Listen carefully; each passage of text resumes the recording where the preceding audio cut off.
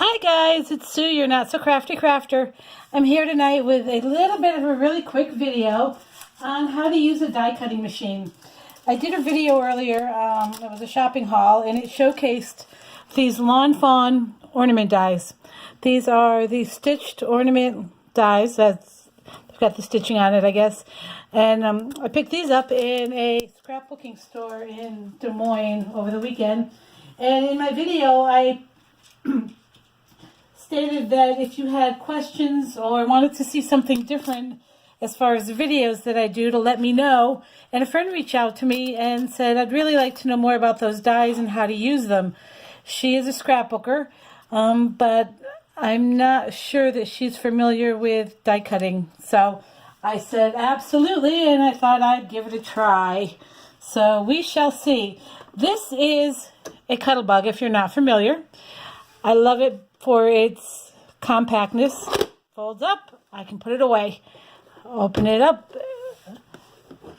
bring the sides down, and it actually has suctioning on the bottom, so it's stationary. I'm pulling on that pretty hard too. Now, I purchased this on Amazon. I believe it was under $50.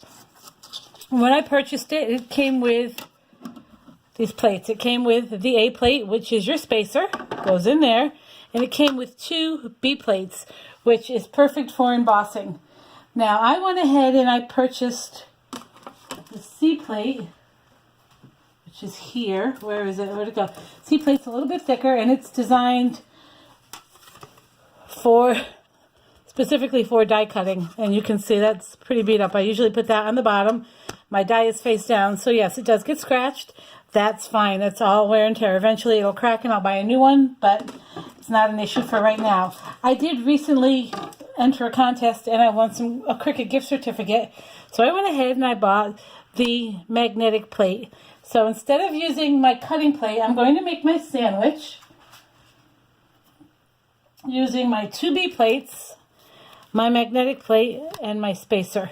And basically what you're doing is you're using this metal die with these ridges to cut through your paper. Okay, and that's basically all it does. I have some scrap pieces of cardstock here. I tried to do this earlier and it didn't work very well. So I'm going to start over. I'm going to just go ahead and take my die. Now you're going to put it this ridge side down. And watch what happens when I put it on this metal cutting plate, this magnetic plate. It just goes right there. Now, I love this. Normally, what I would do before I got this plate was to use some washi tape to hold the die in place, because sometimes it will shift. And basically, what I do is I put the next plate on it. Now, remember, this came with the A and 2B plates. I purchased the C plate and the magnetic plate separately. Basically, all you have to do is slide this sandwich into your Cuttlebug and crank the handle.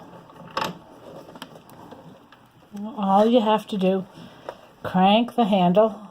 Now, you don't have to bring it back, but I always do. Make it a second pass, and then disassemble your sandwich, and this is what's going to happen. Take this up off. And basically what this does is it cuts the paper for you. And then you've got this beautifully shaped ornament. And I love this die because it does have the stitching, so it adds a nice finishing touch on it. Gorgeous, nice, clean edges. Now, I've seen people using this die set specifically on several different videos. I believe Jennifer McGuire has this. I know Erin Reed, maybe. No, that wasn't who it was. It was somebody else. And it may have been a different die set, but it was an ornament die. And I went in search of this yesterday in Des Moines, so I was so happy to have found this. Now, I have a few pieces already cut here, and I'm just going to show you how these work when you put them all together. Now, this is just another piece of glitter paper. And basically what happens is you'll take your pieces. Well, this is another one of the dies. And just put it together. And then this looks like the ornament is hanging. And that's a video that I saw. Someone had the ornaments hanging from the top of the card, actually like this. so that they were just hanging down. And I thought that was so pretty. Of course, it was plain paper. It wasn't all glitter paper, but I love my glitter. So that's that. Now, I do like using dies. I'm just getting into it on a larger scale. I've been using them for a while. I love to use my word dies. I do have a few of those. And these are just some samples of some cards that I've made using my word dies. Now, if you've seen any of my Instagram posts or my posts on my Facebook group page, I really like simplicity in my cards. And these just do so much to amp it up a little bit. So you can use any kind of paper. This is just basically foil paper. This I actually cut with my cutting machine. But I really do love it. Now, the other thing that's nice about these dies is you get a negative space.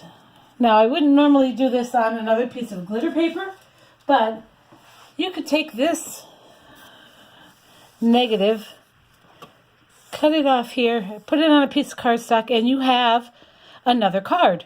So that's really cool about using your negative spaces as well.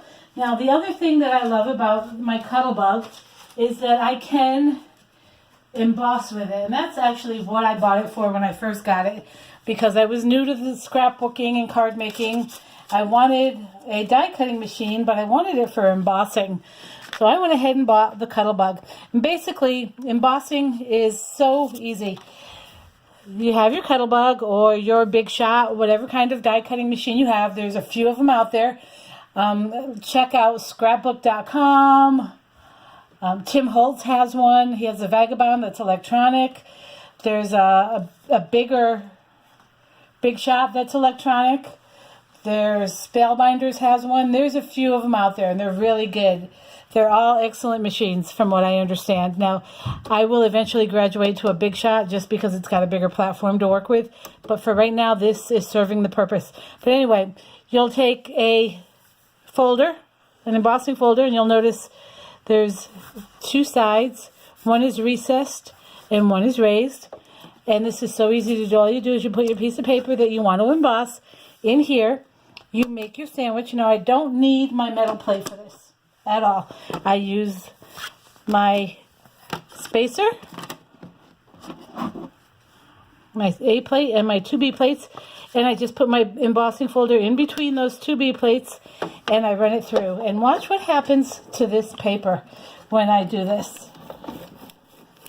Now, you can do as many passes as you need. I do feel, or I find anyway, that when you do more than one pass, sometimes it starts to take the edge off the top of the paper. And you're left with the white cord that's underneath the paper sometimes. And then this is what you have after you've done it. Your paper is embossed. It has an impression. This side is raised. This side is recessed. Now, there are a lot of different techniques you can do with this. One of my favorites is, I don't know if I have a card showing it, is running, yes, I do, right here, the embossing folder, putting ink on the inside of the embossing folder and then running it through so that it picks up the impression, but it also colors it at the same time. How gorgeous is that? Isn't that beautiful? I love using that, and it's so simple to do.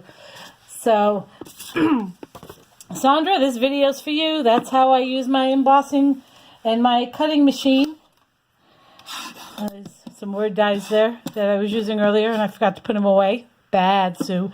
Don't forget to click like, subscribe, and actually, if you want to be alerted as to when I do new videos, there's a little bell icon down below here.